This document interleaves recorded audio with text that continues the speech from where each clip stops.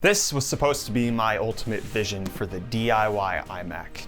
Everything encapsulated in one, part of the monitor, becoming what Apple is releasing later this week.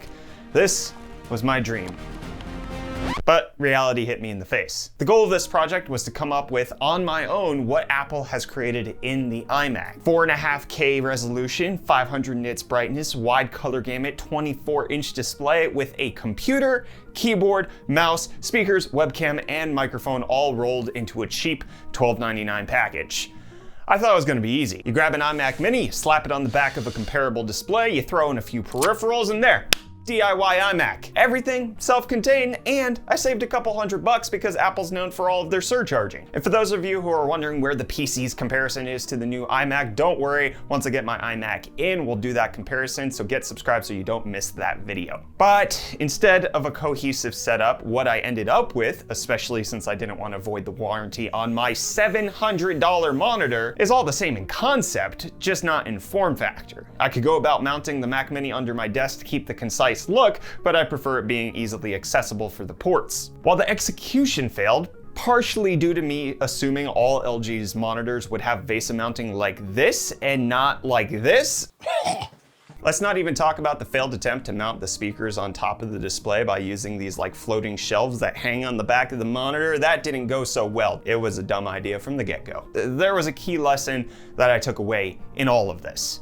Apple has priced their iMacs incredibly well. Assuming that the performance stays relatively close to what we've seen from other M1 Mac devices, it's just really hard to beat the value of everything that Apple has bundled together into the new iMac, especially when you start pricing things out individually. Again, this is Apple to Apple. We'll have an Apple to PC comparison video coming up shortly. So let's break it down. With the base level iMac at $12.99, you get an M1 computer, 8 gigs of RAM, a superb screen, a mediocre keyboard, a mouse that was designed by the forces of chaos themselves, a 6-speaker audio setup, a 1080p webcam with state-of-the-art image processing, and then a microphone, all rolled in to one package. To match that, we are going to need similar specs, which is where the M1 Mac Mini comes in as the foundation of this. But to get that starts at $699. And then what I thought would be an easy comparison to go find a screen that can match what Apple's putting in the iMac landed me on just one result that's not even as good as the iMac screen. We have the LG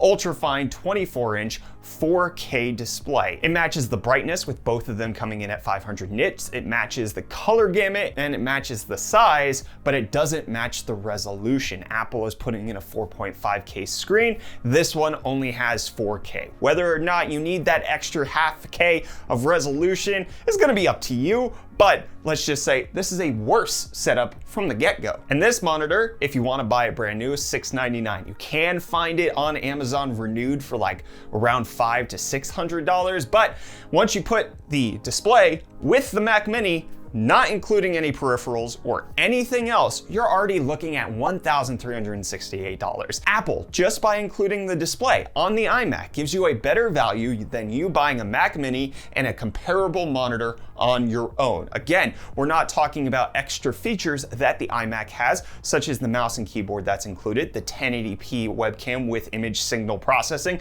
as well as the 6-speaker setup. I did my best to kind of match that out as a DIY experiment, and I came up with a few good options. We have the RK61 wireless mechanical keyboard, comes with RGB for a little flair, and that's going to cost you $65. I threw in a non-ridiculously designed mouse that you don't have to flip over, plug in, and then not be able to use while it's actually charging, and I kept the same aesthetic with it. The Razer Atheris ambidextrous wireless mouse coming in at $50 there. For the audio setup, I went with what I already had on hand, which is the Audio Engine A2 Plus. These are wireless Bluetooth speakers that you can just connect without having to connect any cables. Very similar, but they are a bit on the more expensive side at $269. Again, this is because I had on hand. If you're looking to save a little bit of money, I'd recommend these alternatives on Amazon, the Sanyun SW208. These are Bluetooth bookshelf speakers coming in at $60, but keep that black and white aesthetic to get the whole thing matched up in here. You add in the Logitech C920 webcam for $84, and then the Razer Siren Mini for another $50. We have a price tag that that is significantly more than that $1299 base iMac setup. For everything seen here, we're looking at $1699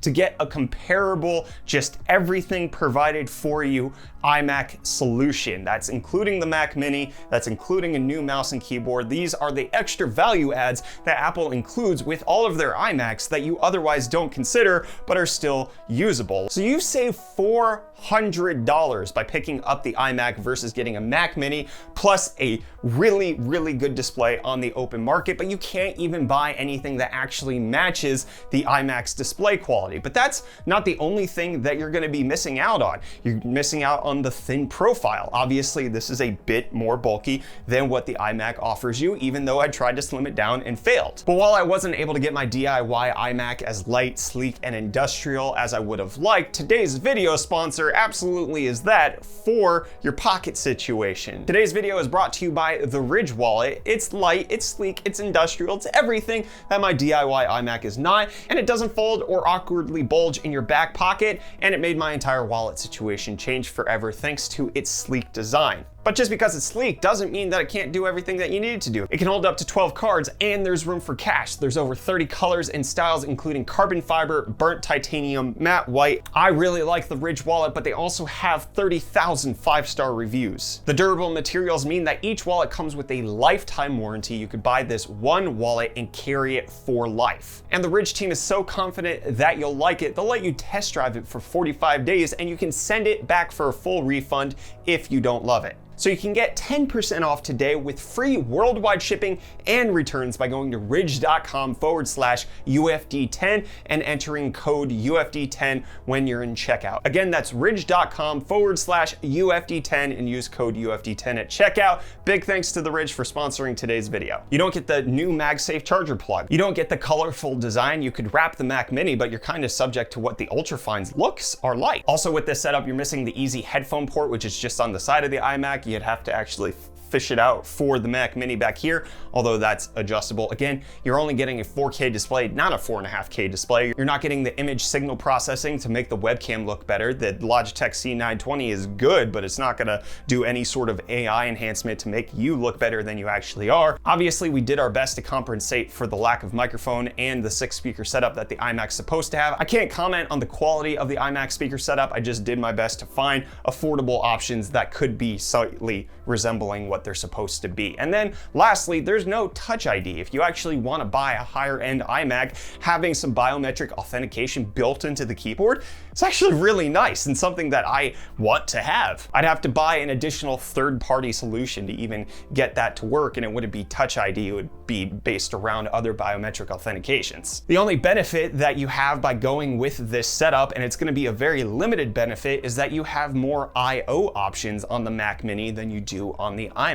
You have the 2 Thunderbolt ports, you have the 1 gig networking, but the Mac Mini is configurable with up to 10 gig networking on their website. You have HDMI out and then 2 USB-C-A with the headphone jack, whereas the base iMac does not come with Ethernet. You would have to get that additional power adapter thing that they designed for it. And then if you want more than 2 Thunderbolt ports, you're gonna have to upgrade your iMac as well, so things start to get more expensive. So I initially went into this project expecting that I could create something as sleek and kinda as minimal as what Apple has in the iMac. Obviously, I wasn't able to do that, but what I discovered along the way in this process was that Apple is actually giving you a pretty good deal if you look within their own ecosystem. As long as the performance holds up, there are no display quality issues, and things about it aren't failing, the iMac might just be the best bang for buck desktop computer solution that Apple's going to give you. If you want a decent professional level display that's actually going to give you everything you need,